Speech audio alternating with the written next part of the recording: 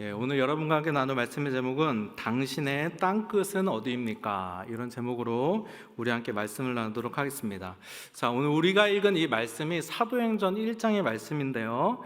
오늘 읽은 이 본문의 상황이 어떤 상황이냐, 이 배경이 상황이 어떤 상황이냐, 예수님이 십자가에 달려 죽으시고 부활하신 상황입니다. 그리고 제자들과 많은 사람들이 예수님의 부활을 목격했어요. 이 사도행전 1장 바로 앞인 요한복음 마지막 부분인 요한복음 20장 19절부터 20절에 보면요, 이런 내용이 나옵니다. 우리 자막 보면서 제가 읽을게요. 그날 곧 주간의 첫날 저녁에 제자들은 유대 사람들이 무서워서 문을 모두 닫아 걸어 있었다. 그때 예수께서 와서 그들 가운데로 들어서서 너희에게 평화가 있기를 하고 인사말을 하셨다. 이 말씀을 하시고 나서 두 손과 옆구리를 그들에게 보여주셨다. 제자들은 주님을 보고 기뻐하였다. 예수님이 십자가에 달려 죽으신 이후에 제자들이 두려워서 문을 닫고 숨고 있는 거예요. 사실 부활하신 예수님의 소식도 듣고 부활하신 예수님을 봤거든요. 근데도 두려워서 숨어 있는 거예요. 그런데 갑자기 예수님이 한가운데 갑자기 나타나셔서 하시는 말씀이 너희에게 평화가 있기를 하시면서 지금 무엇을 보여주셨어요? 손에 못자국 그리고 옆구리에 창자국을 보여주신 거예요. 이거 왜 보여주셨을까요? 그냥 나 예수님이야 이러면 다 알아볼 수 있는데 이거 왜 굳이 못자국, 옆구리에 창자국 이거 보여주신 이유가 뭐죠? 의심이 뭐 이런 말씀 들리는데 여러분 한번 생각을 해보세요. 죽은 사람이 뭐 어떤 사람이 죽었어요. 그런데 갑자기 저 뒤에서 우리 예배 드리고 있는데 걸어서 들어오는 거예요. 그럼 여러분 뭐라고 말씀하시겠어요? 부활했네가 아닙니다. 귀신이네. 아니면 또 뭐라고 그러겠어요? 내가 헛것을 보네. 내가 지금 충격받았나 봐. 헛것 보네. 이렇게 말할 수 있잖아요. 그러니까 예수님이 진짜 부활하신 예수님이라는 것을 손에 못자국, 옆구리에 창자국을 보여주면서 또 만지게 함으로 진짜 내가 육신으로 부활했어. 이거 막 증명하시는 거예요. 근데 예수님의 제자 중에 도마는 그 자리에 있지 않았습니다. 도마는 나중에 제자들을 통해 예수님이 부활하셨다는 소식을 듣고 이렇게 말했어요. 나는 손에 못자국과 옆구리에 창자국에 손가락을 진짜 넣어보지 않고는 믿지 못하겠다. 이렇게 말했어요. 여러분이 만약 예수님이라면 나중에 도마 앞에 나타나서 여러분 뭐라고 하시겠습니까? 자, 손가락 넣어봐. 너 아까 뭐라고 그랬지? 다시 한번 말해볼래? 하면서 손가락을 뭐 분질러트리든지 뭐 이렇게 해야 될 것 같은데 우리 사랑이 많으신 예수님은 그렇게 하지 않으시고 어떻게 하셨어요? 요한복음 20장 27절에 보니까 그리고 나서 도마에게 말씀하셨다. 내 손가락을 이리 내밀어서 내 손을 만져보고 내 손을 내 옆구리에 넣어보아라. 그래서 의심을 떨쳐버리고 믿음을 가져라. 지금 예수님이 제자들 앞에 나타나셔서 무엇을 하고 계시냐면은 진짜 예수님이 육신으로 부활하셨다는 것을 증명하고 계시는 거예요. 진짜 부활했어. 이게 환상이 아니야. 나 진짜 육신으로 부활했어. 이거를 지금 증명하고 계신 거죠. 지금 그런 상황이라는 거예요.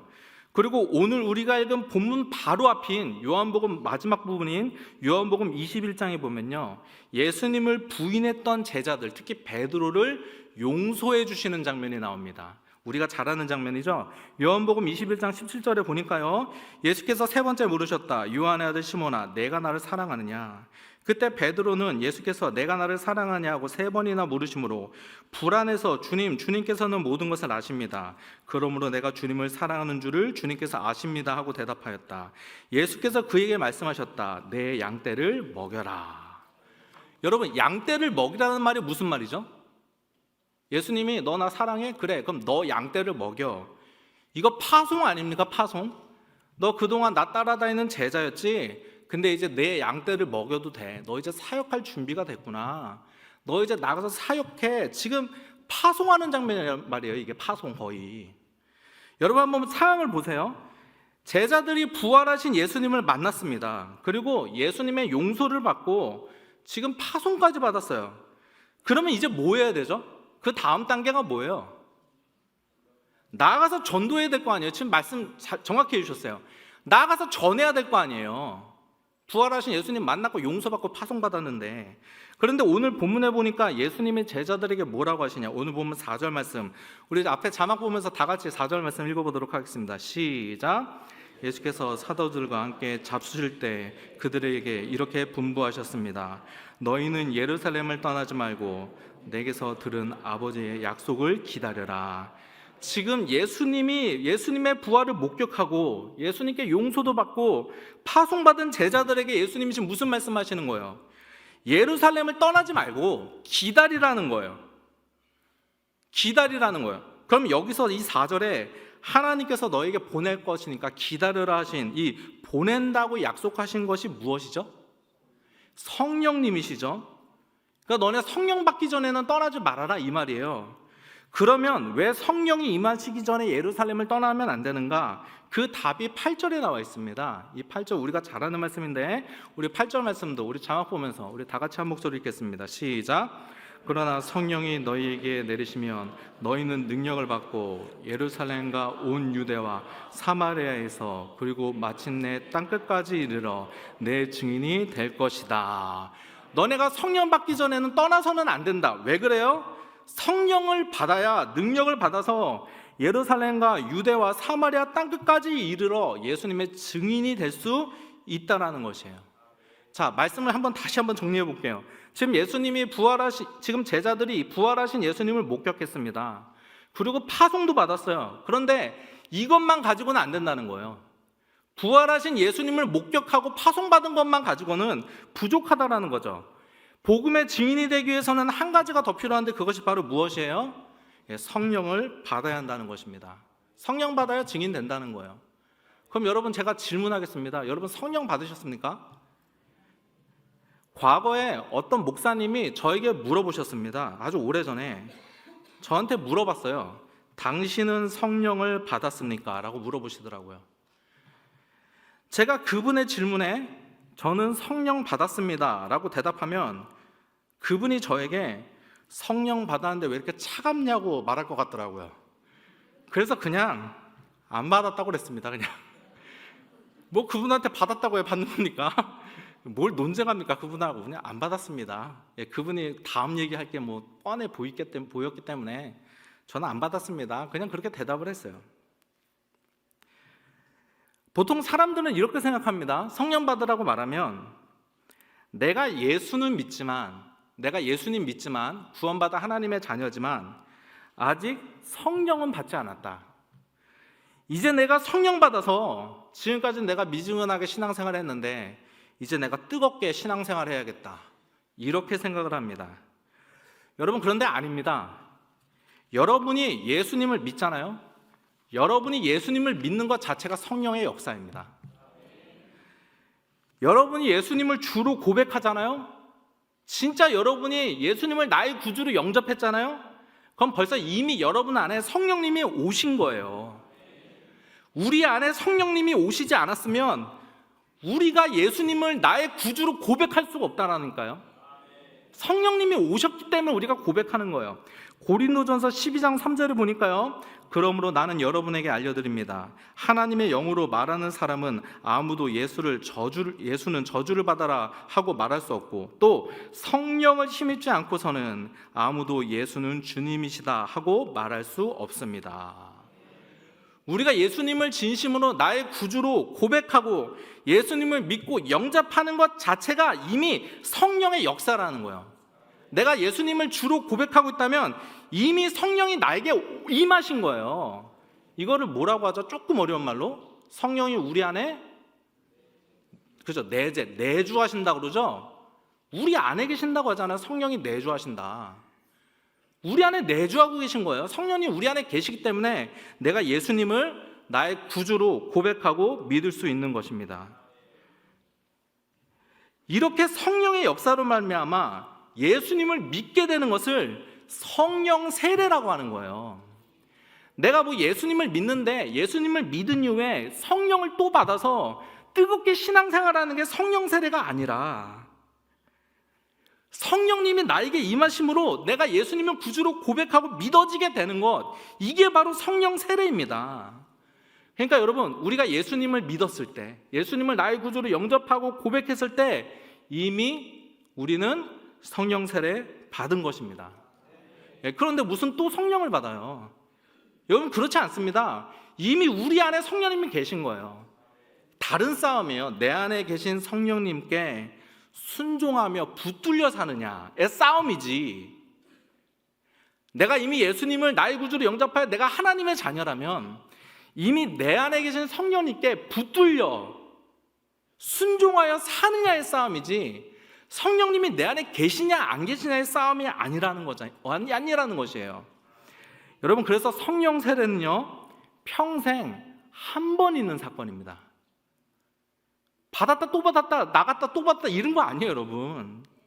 요한복음 14장 16절에 보니까요, 이런 말씀이 있습니다. 내가, 예수님이 말씀하시는 거예요. 내가, 예수님이 아버지 하나님께 구하겠다. 구하면 아버지께서 다른 보혜사를 너희에게 보내셔서, 내가 구하면, 예수님이 구하면 하나님께서 다른 보혜사를 보내신다는 거예요. 여기서 말하는 다른 보혜사가 누구세요? 성령님이에요. 자, 그럼 여러분 보세요. 다른 보혜사라는 것은 지금 보혜사가 있는데 이 보혜사 말고 다른 보혜사인 거잖아요. 그렇죠? 그러니까 지금 보혜사가 있어요. 근데 이 보혜사 말고 다른 보혜사를 보내신다는 거예요. 지금 있는 보혜사는 누구세요? 이 성경이 있을 당시, 이 대화가 있을 당시 지금 보혜사가 누구세요? 지금 있는 보혜사 예수님의 보혜사이신 거예요.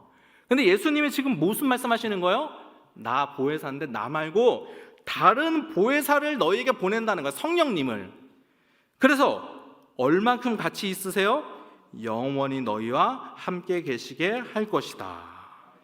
여러분, 성령님이 우리 안에 오시면 우리 안에 얼만큼 계시는 거예요? 영원히 떠나지 않으시는 거예요. 성령님이 우리 안에 오셨다 나가셨다 그런 거 아니라는 거예요.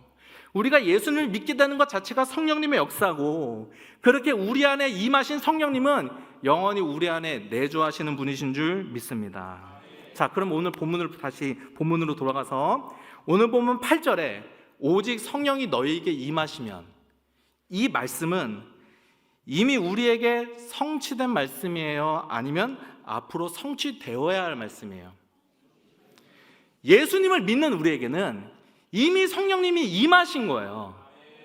우리가 성령을 받아서가 아니야. 받아서 어떻게 해야 되는 게 아니라 우리는 이미 성령 받은 거예요. 성령이 임하신 거예요. 그 다음에 우리는 어떤 삶을 살아야 되는 거예요? 성령 우리 임하셨으니까 우리는 이 말씀처럼 예루살렘과 유대와 사마리아 땅끝까지 이르러 복음을 증거하는 삶을 살아야 하는 것입니다. 그리고 성령이 임하신 다음에 성령 받지 않았던 제자들이 성령이 임하시고 그 다음에 이 복음이 제자들을 통해 유대, 사마리아 땅끝까지 전해지는 이 모습이 사도행전 전체의 내용이에요. 사도행전은 그 내용이에요. 자, 그러면 우리는 이미 성령 받았으니까, 그리고 성령 받았으면 예루살렘, 유대, 사마리아 땅끝까지 이르러 복음을 증거하라 하셨으니까 여러분 어디 가셔야 됩니까? 여러분의 최종 목적지가 어디예요? 지금 여러분 제 논리에 따라 한 스텝 지금 따라오고 계시죠? 여러분 어디 가셔야 돼요? 여러분은 결국 땅끝까지 가야 하는 것입니다. 여러분 다 선교 나가셔야죠. 예, 지난주에 우리 모잠비크 선교사님 오셨는데 제가 보면서 야 대단하시다 이런 생각했는데, 저는 지금부터 5년 전에 캄보디아로 단기 선교를 다녀왔습니다. 단기 선교 한 13일 정도? 2주일을 거의 꽉 채웠습니다. 캄보디아 가서 참 즐거웠습니다. 참 재밌었어요. 그리고 참 즐거웠습니다. 그런데 단기 선교가 마무리되어 갈 때쯤 이제 한국으로 돌아갈 시간이 되자 머리가 아프기 시작했습니다. 왜냐하면 한국에 돌아가면 신경 써야 할 일도 많고 또 교회 사역도 많고 또 많은 사람들과의 관계, 또 집안의 여러 가지 문제들, 뭐 그렇다고 저희 집안에 큰 문제가 있었던 건 아닌데 뭐 경제적인 문제 이런 거 있을 수 있잖아요. 이런 문제들을 생각하니 머리가 복잡하더라고요. 현실로 돌아가야 되는 거 아니겠습니까? 여러분, 먼 나라에 가서 복음을 전하는 삶이 더 어렵고 위대한 삶인 것 같죠? 이게 더 어려울 것 같잖아요. 여러분, 먼 나라에 가서 복음 전하는 삶만이 땅끝에서 복음을 전하는 삶인 것 같잖아요. 여러분, 그렇지 않습니다. 여러분, 해외 나가서 선교지에 있는 한 영혼을 사랑하는 것보다 교회에서 함께 사역하는 동역자를 사랑하는 것이 훨씬 어렵습니다. 이게 더 어려운 거예요, 여러분. 아프리카에 굶어 죽어가는 한 어린아이를 사랑하는 것보다 함께 사역하는 동역자를 사랑하고 품는 것이, 그 사람을 용서하는 것이 훨씬 어렵습니다, 여러분. 이게 더 위대한 삶이에요. 여러분, 또 교회 나와서 많은 사람들을 사랑하고 섬기는 것보다 가정에서 남편 사랑하고 아내 사랑하는 것이 훨씬 어렵습니다, 여러분. 저는 아닌데 여러분 동의 안 하십니까? 여러분, 교회에서 우리 모든 성도를 사랑하는 것보다 가정에서 또 나의 삶의 자리에서 만나는 사람들을, 가까운 사람들을 사랑하는 게 훨씬 어려운 거예요, 여러분. 제 이야기가 아니에요, 정말. 저는 여러분, 우리에게 있어서 땅끝은요, 물론 특별한 부르심이 있으신 분들이 계시죠. 정말 물리적인 땅끝으로 부름받은 분이 계시죠. 그분들이 사역이 가치가 의미가 없다는 것이 아니에요. 너무나 귀한 사역이에요. 그러나 여러분, 대부분 우리 모든 성도님들의 땅끝은 저 멀리 있는 이방 나라가 아니라 여러분의 가정, 하나님을 믿지 않는 사람들이 함께 다니는 여러분 직장, 학교, 그리고 누구보다도 여러분을 잘 아는 사람들이 있는 곳, 바로 그곳이 하나님을 여러분을 그곳으로 보내신 땅끝인 줄 믿습니다. 여러분, 나를 잘 아는 곳에서 복음 전하는 게 가장 어려운 거예요. 모르는 곳에 가서 복음 전하는 것보다 나를 누구보다 잘 아는 사람이 있는 곳에 가서 복음 전하는 게 제일 어려운 거예요, 여러분. 여러분, 가장 설교가 어떤 설교인지 아십니까? 가장 쉬운 설교가 어떤 설교인지 아세요? 처음 보는 사람들 앞에서 설교하는 겁니다. 정말이에요. 웬만하면 은혜 받습니다. 그 사람들은 나를 모르잖아요. 제 삶을 모르잖아요. 어쩌다 한 번 가서 설교하면 그것보다 쉬운 게 없어요. 그분들은 나를 모르잖아요. 근데 어려운 설교가 뭔지 알아요? 날 너무 잘 알아요. 내가 어떤 사람인지. 관계도 있고 부딪힘도 있어요, 때로는. 갈등도 생겼어요. 그 앞에서 설교하는 게 힘들다니까요. 그거는 말로만 안 돼요. 살아야 돼요. 살지 않으면 설교할 수가 없어요. 그리고 살지 않으면 설교가 그렇게 안 나옵니다. 양심이 있거든요, 여러분. 그렇게 못해요. 나를 가장 잘하는 사람들이 있는 곳에 가서 복음 전하고 믿음으로 사는 것이 가장 힘든 것입니다. 김여우수아 목사님이 담임을 하시는 서울 드림교회라고 있는데요, 그 교회 어떤 새신자 형제가 찾아왔다는 거예요. 그래서 어떻게 우리 교회 찾아왔느냐라고 그 목사님이 물어보시니까 그 새신자 형제가 이런 말을 하더라는 것입니다. 직장에 동료 한 명이 있는데 그 동료는 실력도 좋고 성실하고 너무나 착한 동료인데 어떤 직장 상사가 너무나 심하다 싶을 정도로 이유 없이 그 동료를 미워한다는 거예요. 그 동료에게만 거칠게 대하고 그 동료가 말할 때 욕을 하고 또 퇴근할 때쯤 되면 꼭 그 동료에게만 야근을 주고, 그래서 밤을 새고 또 출근하는 일들이 그 동료만 그렇게 많았다고 합니다. 그럼에도 불구하고 그 친구는 얼굴 하나 찡그리지 않고 다 감당을 하더라는 거예요. 그래서 한 번은 주변 사람들이 그 동료에게 이렇게 말했다고 합니다. 너 한번 들이박아. 너 화내. 너가 화내지 않으니까 만만히 봐서 그래. 그런데도 불구하고 그 친구는 화내지 않고 다 모든 것을 감당하더라는 거예요. 그런데 한 번은 새신자로 온 그 형제님이 금요일 밤 직장 사람들과 회식을 하고 사무실에 지갑을 놓고 온 것이 생각이 나서 술이 취한 상태로 사무실로 돌아가게 되었다고 합니다. 근데 자기 부서실에 가까이 가는데 자기 부서실에 불이 켜져 있더라는 거예요.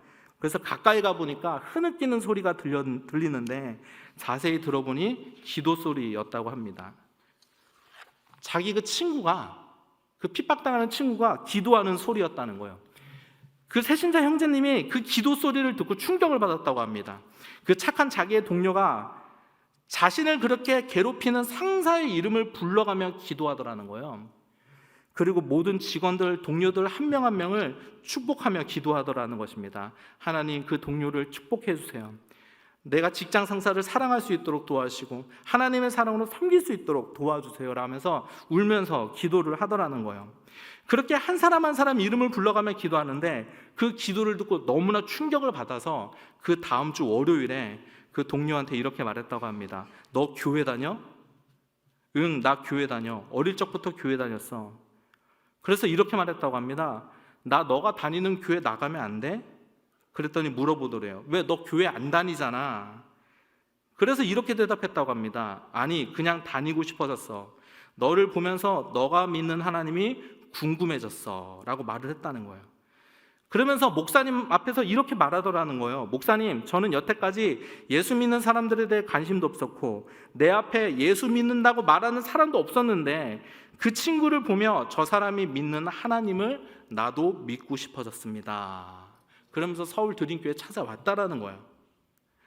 여러분, 우리가 믿음으로 사야 될 땅끝이 어딘 줄 아십니까? 우리가 가야 될 땅끝이 어딘 줄 아세요? 내가 속한 가정, 내가 다니는 직장, 학교, 그리고 교회가 땅끝입니다, 여러분. 우리가 섬기는 교회, 내가 속한 공동체, 속회가 땅끝입니다. 여기서 믿음으로 살아야 돼요. 하나님 믿는 자에게 살아내야 돼요. 그리고 그리스도인의 모습을 보여줘야 돼요. 하나님은 우리를 이 자리로 부르신 줄 믿습니다. 하나님은 여러분이 여러분의 속한 삶의 자리에서 예수님을 나타내는 삶을 살기를 원하십니다. 여러분, 이렇게 여러분 땅끝까지 복음을 전하며 예수 믿는 자답게 살아가며 여러분 하나님께 쓰임받는, 또 하나님께 영광 올려드리는 여러분 되시기를 주님의 이름으로 부탁드립니다. 이 시간 우리 찬양하고 제가 기도하고 마치겠습니다. 찬양팀 나와주시고요. 우리 찬양할 텐데 부르신 곳에서 우리 찬양하도록 하겠습니다.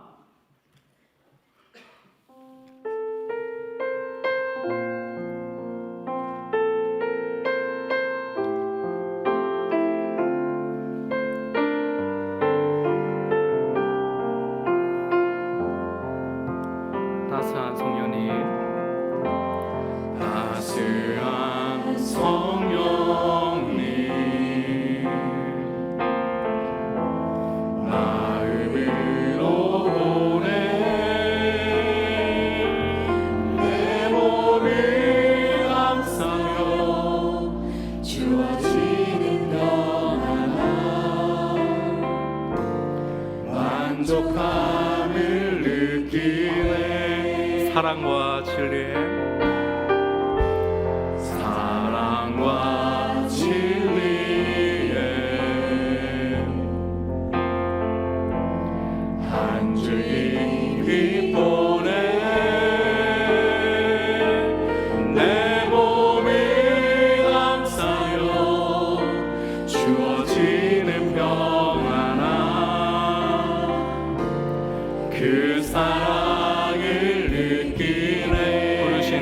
부르신 곳에서 나는 예배하네. 어떤 상황에도 나는 예배하네.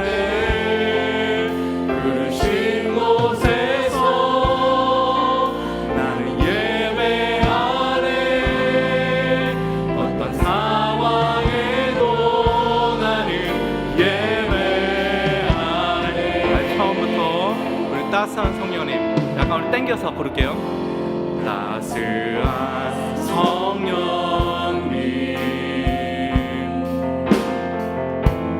마음으로 오네. 내 몸을 감싸며 주어지는 평안함